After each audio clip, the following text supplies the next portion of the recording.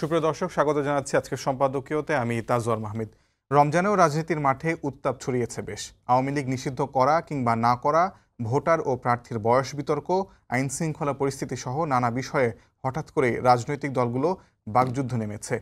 সামাজিক যোগাযোগ মাধ্যমগুলোতে রাজনৈতিক কর্মীদের সরব উপস্থিতি ও যুক্তিতর্কে প্রাণবন্ত। এই উত্তাপ কি আরও বাড়বে নাকি সুন্দর পরিবেশ তৈরি করতে সহায়ক হবে? প্রাসঙ্গিক বিষয় নিয়ে আজকের সম্পাদকীয় নতুন উত্তাপ রাজনীতির মাঠে। আর এ নিয়ে আলোচনার জন্য স্টুডিওতে উপস্থিত আছেন নীলুফার চৌধুরী মনি, স্বনির্ভর বিষয়ক সহসম্পাদক বিএনপি, এবং হারুনুর রশিদ, সিনিয়র সাংবাদিক। দর্শক, আপনারাও এই আলোচনায় অংশ নিতে পারেন। এই জন্য আপনাদের ফোন করতে হবে টেলিভিশনে দেখানো নাম্বারে, এছাড়া ফেসবুকের মাধ্যমে আপনাদের মন্তব্য পাঠাতে পারেন আমাদেরকে। আলোচনার শুরুতে জানিয়ে দেবে এখনকার প্রধান শিরোনামগুলো। আওয়ামী লীগ নিষিদ্ধের দাবিতে শিক্ষার্থীদের মশাল মিছিল, নাগরিক পার্টির বিক্ষোভ সমাবেশ, পুনর্বাসন পরিকল্পনা কঠোর হাতে দমনের হুঁশিয়ারি।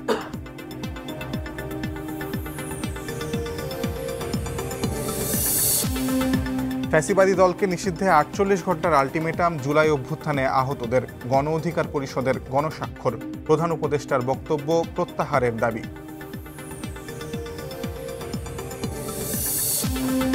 অনির্বাচিতদের ক্ষমতায়নের চেষ্টা দেখছে বিএনপি, ঐক্যমত্য কমিশনের প্রশ্নের ধরন নিয়ে প্রশ্ন, স্বৈরাচারের ফিরে আসা ঠেকাতে সব দলের ঐক্য চান তারেক রহমান।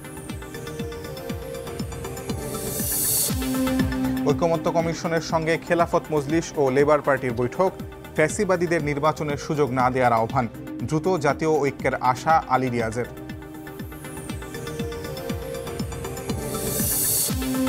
এবং একাধিক গণমাধ্যমের মালিক হতে পারবে না কোনো কোম্পানি, সংস্কার কমিশনের প্রস্তাব, বাস্তবায়নযোগ্য সুপারিশ অবিলম্বে কার্যকরের আশ্বাস প্রধান উপদেষ্টার।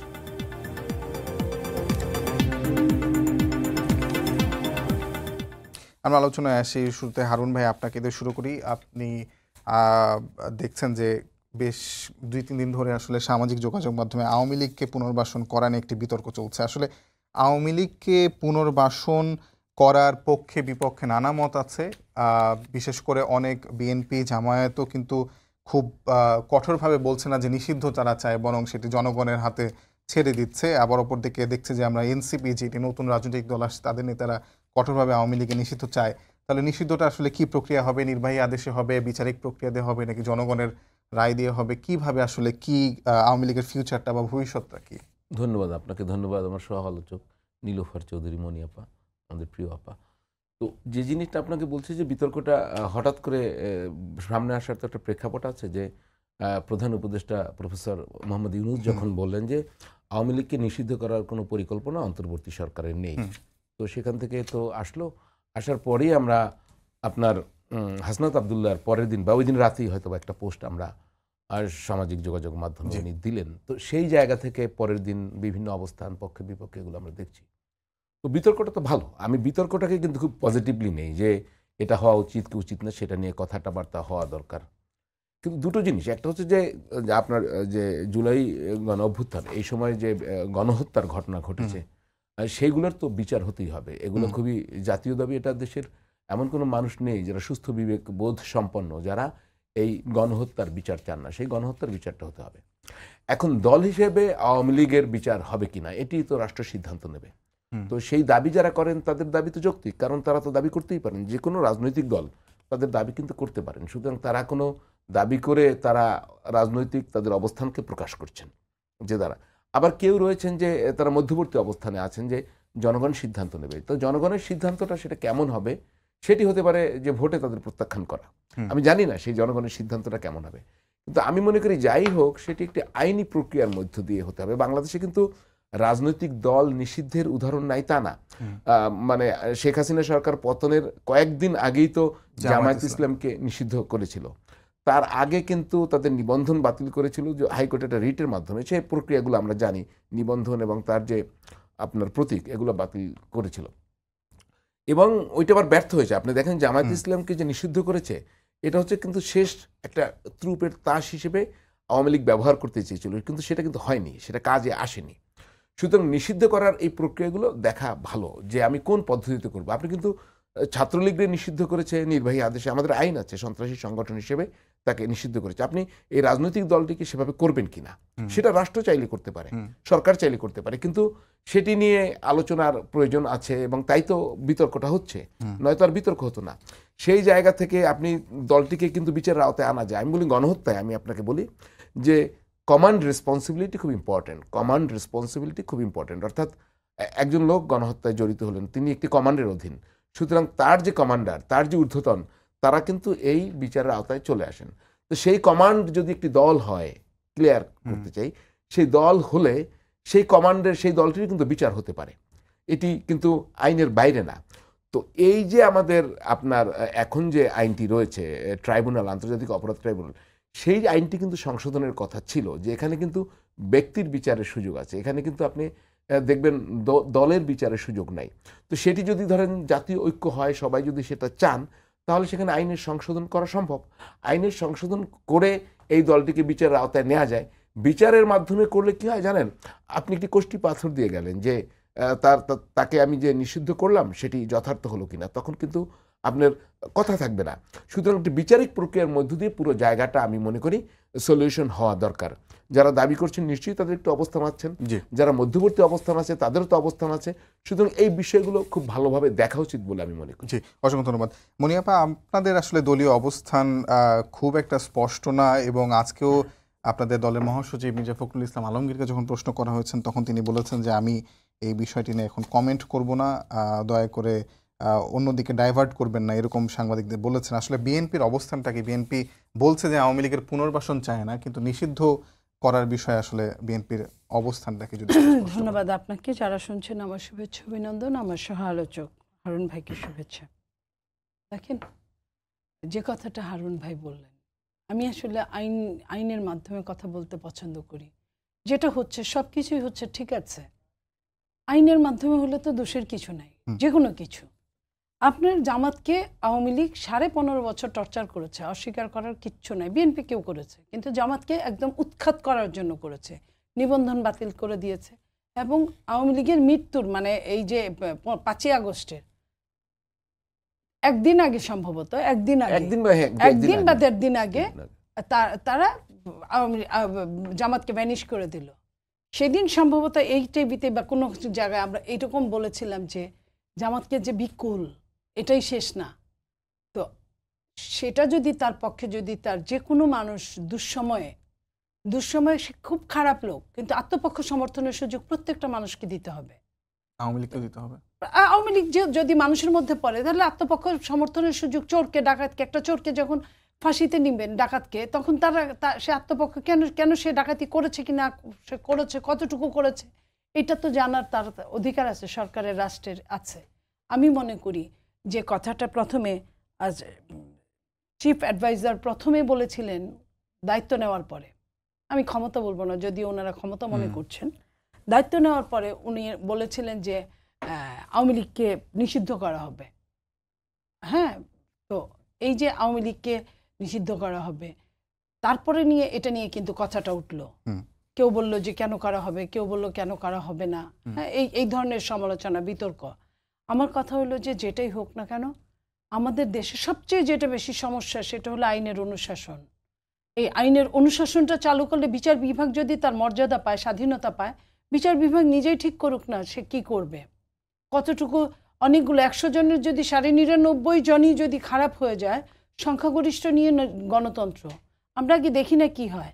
এখন আমি মামলা করলাম 50টা মামলা, 49.49টারই আপনার মেরিট নেই, তাহলে তো হলো না। আমাকে হিসাব করেই কাজ করতে হবে। তো হিসাব করে কতটা এই দেশের রাজনীতিবিদরা করে, সেটাই হলো বড় কথা। বিএনপি যে জায়গা থেকে কথা বলছে, আমি মনে করি ভীষণভাবে যৌক্তিক জায়গা। কারণ বিএনপি কালকে, আপনার মনে আছে যে এই সরকার আসার পরে কোন একটা দল বলেছিল যে এক জালিমকে বিদায় করে আরেক জালিমকে নিয়ে আসবো।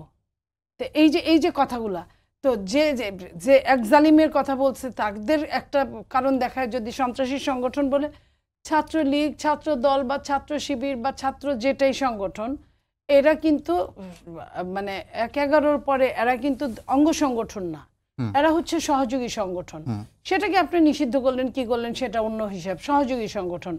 তো আপনার দলটাকেই যদি আপনি নিষিদ্ধ করে দেন তাহলে তো এটা এটা এটা আবার খারাপ। আপনার যে একই কারণটা যদি একই আপনি ধরায় দেন, যেখানে গেল আমি আমি আমার লোক দাঁড়িয়ে থাকলো, তাকে মেরে ফেললো, তো সে সহিংসতা শিকার। কিন্তু সহিংসতা শিকার আমরা বিগত দিনে কি দেখেছি, যে সহিংসতা শিকার তার মামলা পুলিশ নেয় নাই, যে সহিংসতা করেছে তারই মামলা নিয়েছে, সে মেরেছেও মামলাও করেছে, আবার জেলও খাটিয়েছে তার আত্মীয় স্বজনদেরকে।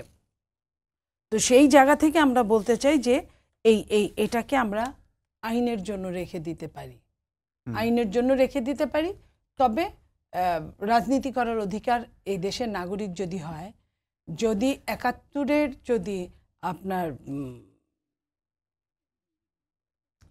বিপক্ষে কাজ করার পরেও দেশে রাজনীতি করতে পেরে থাকে এত বছর, ৫৪ বছর এখনো, তাইলে আপনার সবাই করতে পারে।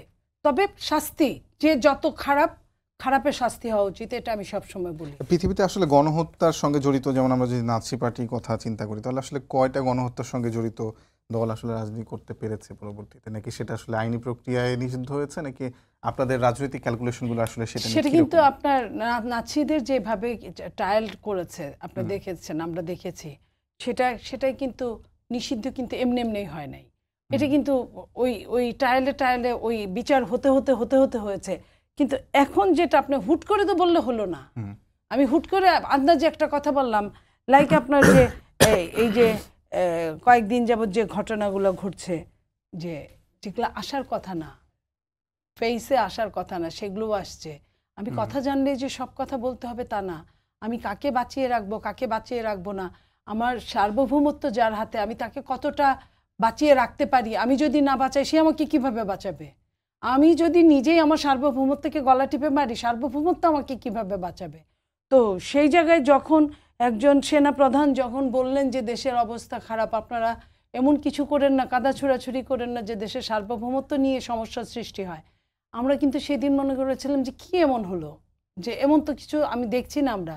কিন্তু গত ২-৩ দিন যাবত যা দেখছি, তাতে তো মনে হয়েছে উনি জেনে বুঝেই বলেছেন যে এরকম হতে পারে, কারণ তাদের গোয়েন্দা সংস্থা আছে। আমাদের এরকম কিছু নেই, আমরা বললে পরে বুঝি, নইলে বুঝি না। তো এই যে জিনিসগুলো, যে সরকারের গোয়েন্দা সংস্থা, সেটাই তারা জেনেছিল বলে আগে বলেছে, আমি এটাই বলছি, তারা বলেছিল।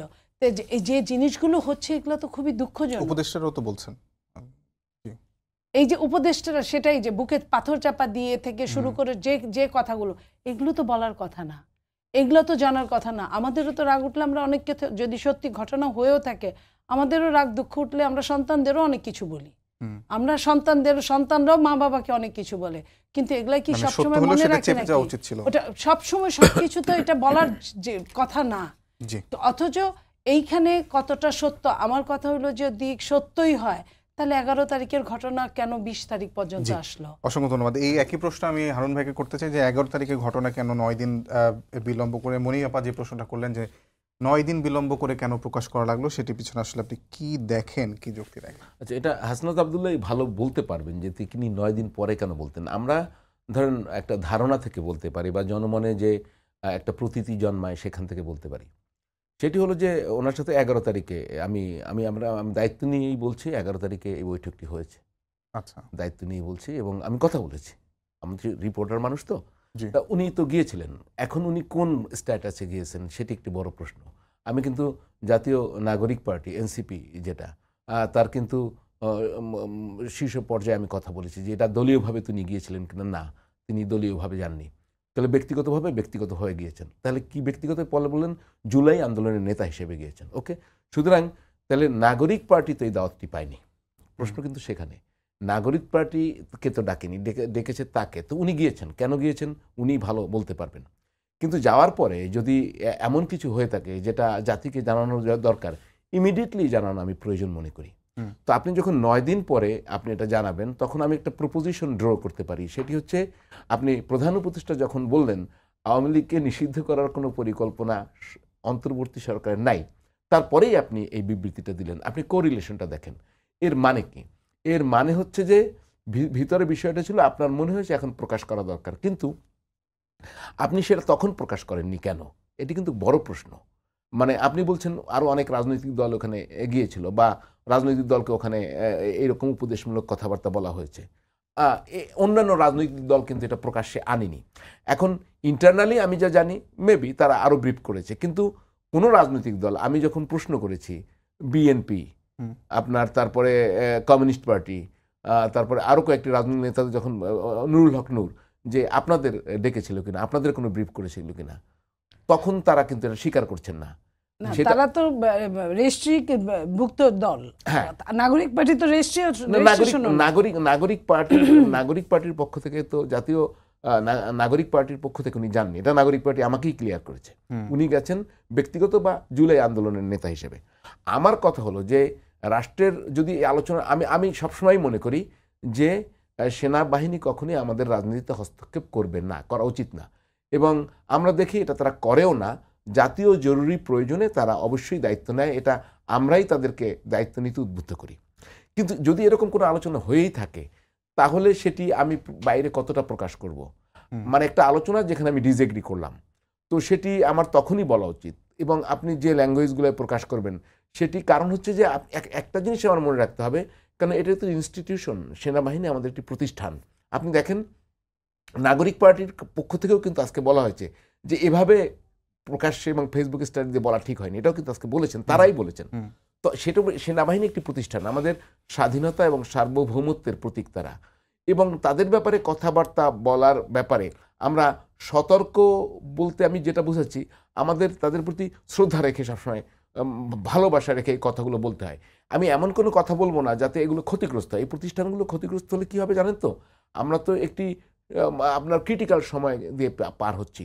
তো আপনি এটা যদি হয় তাহলে যেটা হবে, সংকট আরও বাড়বে। আমরা তো 5ই আগস্টের পরে যেটা চেতন, যে উদ্বুদ্ধতা বা একটি গণতান্ত্রিক উত্তরণ প্রক্রিয়ায় তো আমরা যেতে চাই, একটি গণতান্ত্রিক প্রক্রিয়াকে শুরু হচ্ছে, সেটা বাধাগ্রস্ত যে কাজে হতে পারে সেই কাজগুলোকে অবশ্যই আমাদের ডিমাইজ করতে হবে, সেগুলোকে আমাদের সামনে না এনে ভিতরে আলোচনা করে সেটেল করতে হবে। তার মানে হারুন ভাই, দুইটা তথ্য আপনি যেহেতু এটা নিশ্চিতই করছেন, তার মানে দুইটা তথ্য যে আসলে আওয়ামী লীগকে পুনর্বাসনের যে আলাপ সেটা কিন্তু আসলে চলছে। আর একটা প্রশ্ন, না, সেটা আমি বলছি না, বলছি যে উনি যে গিয়েছিলেন এটি আমি নিশ্চিত। তার মানে গিয়েছেন এবং সেটি আসলে নাগরিক পার্টির পক্ষ থেকে তিনি জানেন, তার মানে ব্যক্তিগত উদ্যোগে সহযোগে কি নিয়ে আলোচনা হয়েছে সেটি তো, আর উনি যা বলেছেন সেটি আমি শুনেছি, কিন্তু আমি যেখানে কথা বলেছি তারা আমাকে ডিটেইলস আর বলেনি। জি, অসংখ্য ধন্যবাদ। তার মানে একা একা যাওয়া সেটাও তো আসলে একা না, উনি তো বলছেন দুজন গিয়েছেন, আমি ওনার উপস্থিতি নিশ্চিত হয়েছে যে উনি গিয়েছেন। জি, সেটিও আসলে আপনি একটি নতুন তথ্য দিলেন আমাদেরকে। আমি একটু নিরুফার আপা আপনার কাছে একটি অন্য প্রশ্ন করতে চাই। সেটি হলো যে আজকে আপনি দেখেছেন যে এনসিপির পক্ষ থেকে সংবাদ সম্মেলন করে বলা হয়েছে যে ভোটারদের যে বয়স সেটি 16 করার এবং প্রার্থী নির্বাচন, অর্থাৎ জাতীয় নির্বাচনে বা এমপি নির্বাচনের জন্য প্রার্থীর বয়স 23 বছর করার জন্য নির্বাচন কমিশনের সুপারিশ দিবে। আপনি আসলে বা দল হিসাবে বিএনপি এটাকে কিভাবে দেখে? বিএনপি তো খায় দায় কাজ নাই। বিএনপি একটা পরিপূর্ণ একটা দল, পূর্ণাঙ্গ একটা দল, বহুদিনের ত্যাগী একটা দল।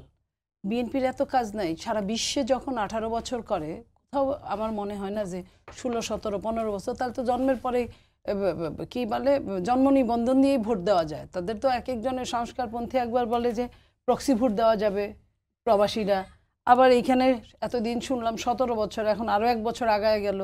কারণ এইসব করেও কোনো লাভ হবে না, এটা তো হবেই না, এটা তো মানবেই না কেউ, এই দুইটার একটাও মানা হবে না। আর পাশাপাশি আপনার এই 16 বছর দিলে কেন, 16 বছর কেন, 10 বছর দিলেও তাদের লাভ হবে না। আমি এইটুকু বলতে চাই। কি লাভ প্রত্যাশা করছে বলে লাভ প্রত্যাশা করছে যে সারা বাংলাদেশের যত ছোট ছোট বাচ্চারা যারা ভোটার আরো হবে, এমনি 2-3 কোটি ভোটার বেশি যারা ভোট দিতে পারে না এই পর্যন্ত, তাদের পাশাপাশি আরো নতুন আরো কিছু ভোট বাড়বে। হ্যাঁ, তো এই ভোটগুলা তাদের পক্ষে যাবে। এত সহজ না, এত সহজ না। রাজনীতি করতে করতে আমরা প্রায় বুড়ো হয়ে যাচ্ছি। আর রাজনীতি না করে যদি রাজনীতির অভিজ্ঞতা অর্জন করা যায়, পৃথিবীতে সব কিছু কেনা বেচা হয় রাজনৈতিক অভিজ্ঞতাটা ছাড়া।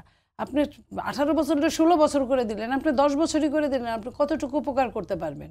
এই যে উপকারটা এই যে করতেছে, আপনার যেখানে গভর্নমেন্টকে আপনি বলতে পারেন, আপনার কোনো প্রবলেম হলে গভর্নমেন্ট এটার জন্য দায়ী, কারণ গভর্নমেন্ট ওই দায়িত্ব নিয়েই দেশ চালায়। গভর্নমেন্টের আন্ডারে সেনাবাহিনী, গভর্নমেন্টের আন্ডারে অন্য অন্য সেক্টরগুলো, আপনি তো সেটা গভর্নমেন্টকে বাদ দিয়ে অন্য কাউকে বলতে পারেন না, এইভাবে বাই নেমে বলতে পারেন না। তার মানে কি, আপনি চরম ইস্ত্রে পাকা হিসেবে যা ইচ্ছা তাই বলছেন।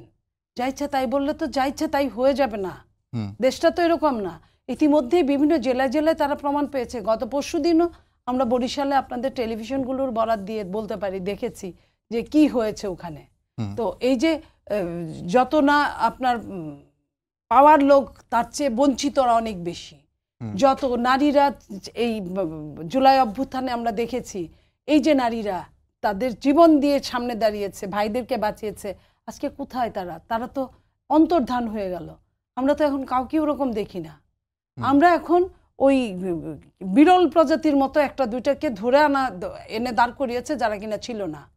যারা ছিল, যারা রাত ৩টা ৪টা ২টায় মিছিল করেছে, হাজার হাজার লক্ষ লক্ষ নারী পুরুষ একসাথে মিলে, এবং নারীর সংখ্যা সেখানে বেশি ছিল, কই তাদের তো আমরা এখন দেখি না। তো সেইখানে বঞ্চিতরাই তাদের ধরবে। এখানে 16 বছর করলেও যা, আপনার 18 বছর করলেও তাই, 10 বছর করলেও তাই, বঞ্চিত আমি হারুন ভাইকে একই প্রশ্ন করতে চাই, আপনার কি মনে হয় কিনা আসলে নাগরিক পার্টি, যেটি আসলে জাতীয় নাগরিক পার্টি নামে যে দলটি আসলে আত্মপ্রকাশ করেছে, তারা নিজেদের একটা সুবিধা করতে চাওয়ার জন্য কিংবা নিজেদের ভোট কিছু বাড়ানোর জন্য, যেহেতু মানে তরুণ এবং যুবকরাই আসলে এই আন্দোলনে বিশাল একটা স্টেক হোল্ডার ছিল, এই সুপারিশটি তারা করতে চাচ্ছেন, আপনার এটা মনে হয় কিনা? আমার মনে হওয়া দিয়ে আমি আপনাকে জবাব দেব না। যে তাদের যে দাবিটা, তাদের এটা একটা দাবি। আমি একটি রাজনৈতিক দল নানা ধরনের দাবি করতে পারে। তো তাদের দাবি হচ্ছে ভোটার হবে 16 বছর আর প্রার্থী 23। তো তারাই দাবি করতেই পারেন, এটা নিয়ে তো কোনো সমস্যা নেই। আমি এর ভিতরে কোনোই সমস্যা দেখি না। কিন্তু এই দাবিটি মানা হবে কিনা, মানার মতো এই মুহূর্তে সময় আছে কিনা, এটা নিয়ে তো আরো পর্যালোচনা। সংবিধান সংস্কারের প্রয়োজন। এখন ধরেন যে আমাদের যদি আপনি টার্গেট ধরেন, আমাদের দরকার কি? দরকার হচ্ছে মিনিমাম সংস্কার, অর্থাৎ একটি সুষ্ঠু, গণতান্ত্রিক এবং নিরপেক্ষ, সর্বজন গ্রহণযোগ্য একটি নির্বাচনের জন্য যতটুকু সংস্কার প্রয়োজন ইমিডিয়েটলি যেটি সম্ভব সেটি করে একটি নির্বাচনের দিকে যাওয়া। আর এর ভিতরে বিচার প্রক্রিয়া শুরু হয়েছে, এগুলো তো অবশ্যই জাতীয় দাবি। কিন্তু আমরা এই মুহূর্তে এই জিনিসগুলো যদি থাকে, দাবি হিসেবে থাকুক, এটা আরও পর্যালোচনা হবে। যারা পরবর্তী নির্বাচনে আপনার দায়িত্ব পাবেন, জনগণ যাদেরকে ভোট দিয়ে ক্ষমতায় পাঠাবেন, তাদের কাছে ওই দাবি থাকতে পারবে, সেটি নিয়ে আলোচনা হতে পারবে। আমি যে জিনিসটা বারবারই বলি যে আপনার এই যে 16, 14 বা এই 16 বছরে কিন্তু ভোটার আছে সারা দুনিয়ায়, ভোট দেওয়ার সিস্টেম কোনো কোনো দেশে আছে, ইউরোপের। কিন্তু আমাদের দেশটা সেই পর্যায়ে গেছে কিনা, এগুলো কিন্তু আমাদের বিবেচনায় নিতে হবে। আমি ইউরোপের একটা জিনিস আমি এখানে চালু করে দেবো, সেটি আমার দেশের জন্য ফিট কিনা, এই বিষয়গুলো পর্যালোচনার বিষয়। যেখানে এনসিপির এখানে আসলে কোনো প্রতিনিধি নেই, আমি যদি একটু আপনাকে তাদের পক্ষ নিয়ে প্রশ্ন করতে চাই, যেহেতু এই গণ অভ্যুত্থানে আসলে এই তরুণ যুবক 16 কেন, আরো 10, 12, 14 বছরের মানুষ আমরা দেখেছি যে রাস্তায় নেমেছিল, তাহলে কি তাদের আসলে ততটুকু রাজনৈতিক ম্যাচুরিটি বা পলিটিক্যাল কনসাসনেস আসলে এর মধ্যে গড়ে উঠেছে বলে কি আমরা ধরে নিতে পারি কিনা?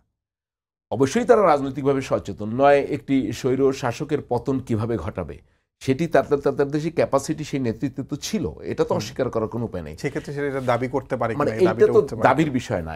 একটি দেশে যখন গণ অভ্যুত্থান হয়, ছাত্র জনতারা, সেটি একটি মানে এরকম ঘটনা তো আমাদের মহান মুক্তিযুদ্ধের পর আর ঘটেনি। আমরা একটা অভূতপূর্ব ঘটনা, সেটি একটি ফলাফল। আপনি খেয়াল করেন, এর মাধ্যমে একটি গণতান্ত্রিক প্রক্রিয়া শুরু হবে বাংলাদেশে। তো এখন যদি এটা মনে করা হয় যে বিএনপি এই আন্দোলনে ছিল না, বিএনপির কেউ আন্দোলনে ছিল না, জামায়াত ইসলামের কেউ আন্দোলনে ছিল না, বা অন্য যারা রাজনৈতিক আছে, মানে এখানে ধরেন স্বৈরশাসক তার সহযোগী ছাড়া আর সবাই তো আন্দোলনে ছিল, নেতৃত্বে স্টুডেন্টরা অবশ্যই ছিল। সুতরাং এইটা কিন্তু এখন আমার আর তোমার না। এখন বিষয়টা হচ্ছে আমাদের গণতান্ত্রিক প্রক্রিয়া শুরু করতে কি দরকার। এখন যদি বলে যে আমাদের ভোটার বাড়াতে, আপনি যেটা প্রশ্ন করেছেন, আপনি কিন্তু তাদের হয়ে প্রশ্ন করেছেন, আমাদের ভোটার বাড়াতে এটা করা দরকার, তাহলে এইটা তো আর যৌক্তিক হলো না। আপনি একটি সংস্কার প্রক্রিয়া বলেন, যাই বলেন, সেটি কোনো একটি রাজনৈতিক দলের দিকে তাকিয়ে হয় না। দেশের সার্বিক চিন্তা ভাবনা করে, দেশের আর্থসামাজিক অবস্থা, প্রেক্ষাপট, রাজনৈতিক ম্যাচুরিটি সব মিলিয়ে সেই সিদ্ধান্তগুলো হতে হয়। এবং সংস্কারের আরও অনেক প্রয়োজন আছে, কিন্তু সংস্কার একটি অব্যাহত প্রক্রিয়া, যুগ যুগ ধরে হবে। আমি বলছি যে বিষয়গুলো আমাদের এখন কি করা দরকার, সব দল, আপনি টেবিলটা আমি ঠিক করি যে 1-2 সব দল একমত, টেক করেন এগুলো। 3 কিছু দলের মধ্যে পার্থক্য আছেন, শর্ট আলোচনা করেন, যদি হয় হবে। কিন্তু যে কয়টা ঐক্যমত হবে সে কয়টা নিয়ে আগায় যান, বাকিগুলো একটা কনসেনসাস নিয়ে আসেন, নিয়ে এসে একটা চার্টার তৈরি করেন যে next elected government will solve it. জি, অসংখ্য ধন্যবাদ। হারুন ভাই যেটি বলছিল যে 1-2 3-4 মানে যেটা আসলে একমত হচ্ছে সেটিকে আমরা সামনে এগিয়ে নিয়ে যেতে পারি, কিন্তু বিএনপির পক্ষ থেকে আসলে ঐকমত্য কমিশনের যে প্রশ্ন, সেই প্রশ্নের ধরন নিয়েও একটি প্রশ্ন তৈরি হয়েছে।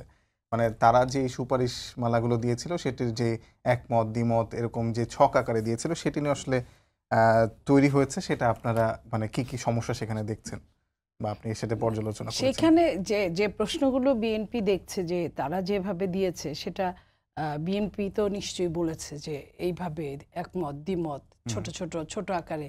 বিএনপি একটা বড় দল, অন্যরা যেভাবে বলবে বিএনপি ওইভাবে হয়তো চিন্তা করবে না। ধরেন কেউ বলবে যে সংখ্যানুপাতিক ভোটটা, সংখ্যানুপাতিক তো বিএনপি কখনোই কোনোভাবেই সম্ভব না, তো বিএনপি তো এটার মধ্যে দিয়েই যাবে না, তো অনেক অন্যের সঙ্গে তো মিলবে না। কিন্তু অন্যের সঙ্গে না মিললে বিএনপির বড় দলটাকে কিভাবে কনভিন্স করতে হবে এটা তারা ভালো মতো জানা উচিত আমি মনে করি। আর যদি ঐক্যমত্য না হয় তাহলে তো সংস্কার যেটুকু আগানোর কথা সেটুকু আগাবে না। কনভিন্স করার উপায় কি আসলে? কনভিন্স করার উপায় তাদেরকে দলের নেতাদের সাথে প্রতিনিয়ত বসতে হবে। প্রতিনিয়ত আমি এক সাগর লিখলাম, লিখার পরে আমি ডাকলাম, তারপরে এক সাগর জানানোর জন্য আবার টাইম নিলাম, টাইম নিয়ে এই যে হাজার হাজার পেজ, এগুলো কিন্তু একটা ব্যাপার।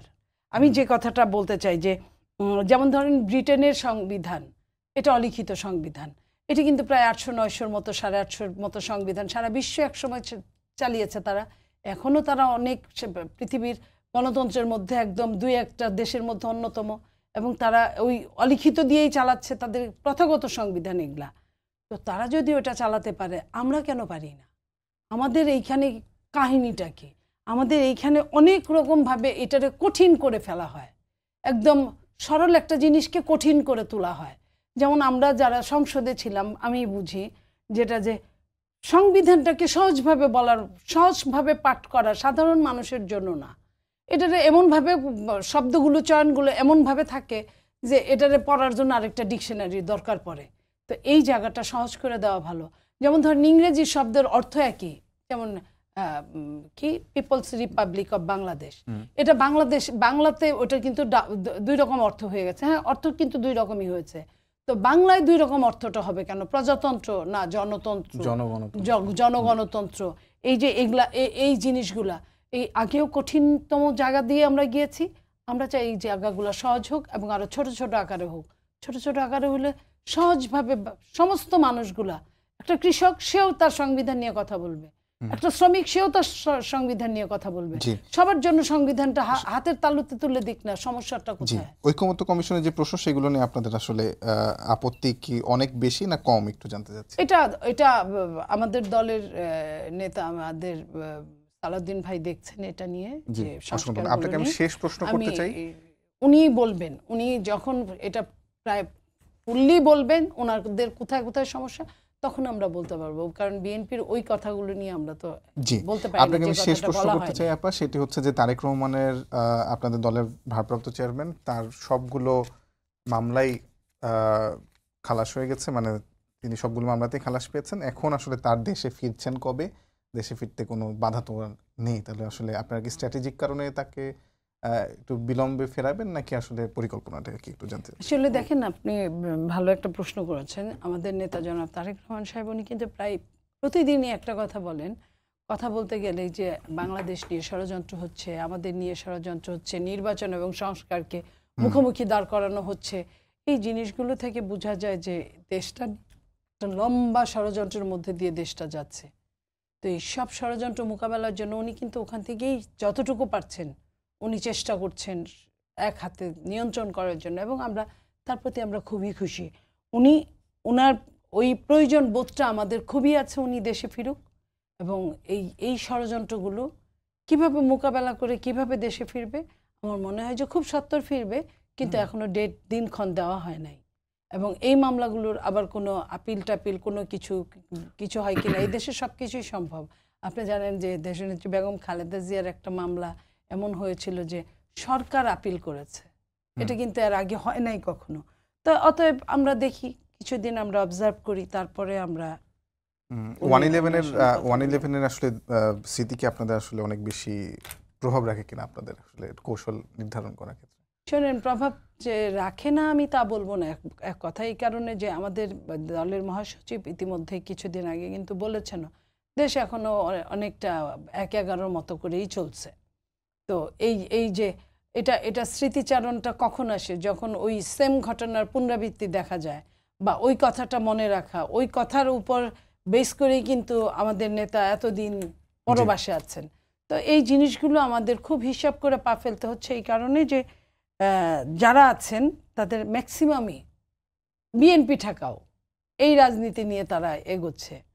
তাদের এগোনোর ধরনটা, নির্বাচন পিছানো সেটাও বিএনপি ঠেকাও, কারণ নির্বাচন দিলে বিএনপি চলে আসবে, নির্বাচন হবে কিনা এটাও বিএনপি ঠেকাও, সংখ্যানুপাত ভোট বিএনপি ঠেকাও, তারপরে আপনার গণভোট সেটাও বিএনপি ঠেকাও, কারণ বিএনপি আসলে তো এই সংস্কার নাও মানতে পারে, তো এই জন্য গণভোট। এই যে জায়গাগুলো প্রতি পদক্ষেপে প্রত্যেকেই প্রতিযোগী মনে করলে অসুবিধা হয় না, কিন্তু এনিমি মনে করলে অসুবিধা হয়। অসংখ্য ধন্যবাদ। হারুন ভাই, আপনার কাছে আমার শেষ প্রশ্ন, সেটি হলো যে গণমাধ্যম সংস্কার কমিশন আজকে প্রধান উপদেষ্টা বরাবর সুপারিশ দিয়েছে, তাদের প্রতিবেদন প্রকাশ করেছে, সেখানে অনেকগুলো সুপারিশ এসেছে। কতগুলো, যেমন ওয়ান হাউস ওয়ান মিডিয়া, মানে একটি প্রতিষ্ঠান বা একটি ব্যক্তি একটি গোষ্ঠী একটা গণমাধ্যম চালাতে পারবে। আর বাংলাদেশে দেখা যাচ্ছে যে একই প্রতিষ্ঠানের বেশ কয়েকটি গণমাধ্যম আছে, সেইগুলো আসলে যে এখন যদি এরকম একটি পরিবর্তন আনতে যাওয়া হয়, সেক্ষেত্রে কি কোনো ধরনের ঝুঁকি দেখেন কিনা সাংবাদিকতা এবং সাংবাদিকদের?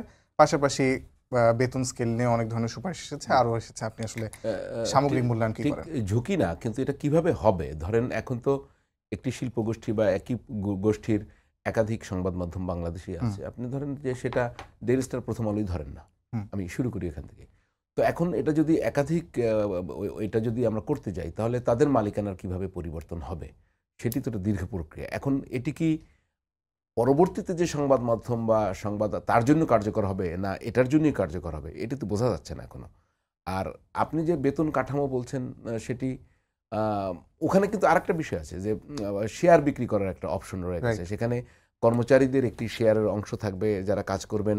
তেমনি যদি আপনি পাবলিকালি শেয়ার যদি ফ্লোট করেন, তখন কিন্তু সাধারণ মানুষের মালিকানা এটা চলে যাবে। এটা খুব ইন্টারেস্টিং, মানে এটা পরীক্ষামূলকভাবে এটা কিন্তু আছে বিশ্বের অনেক দেশে, কিন্তু আমাদের এখানে সেটা কিভাবে কার্যকর হবে? কেননা অনেক শিল্প গ্রুপের কোনো 4-5টা এত সংবাদ মাধ্যম আছে। এখন তাদের যদি এভাবে চালাতে না দেওয়া হয়, তাহলে এগুলোর কারা দায়িত্ব নেবে?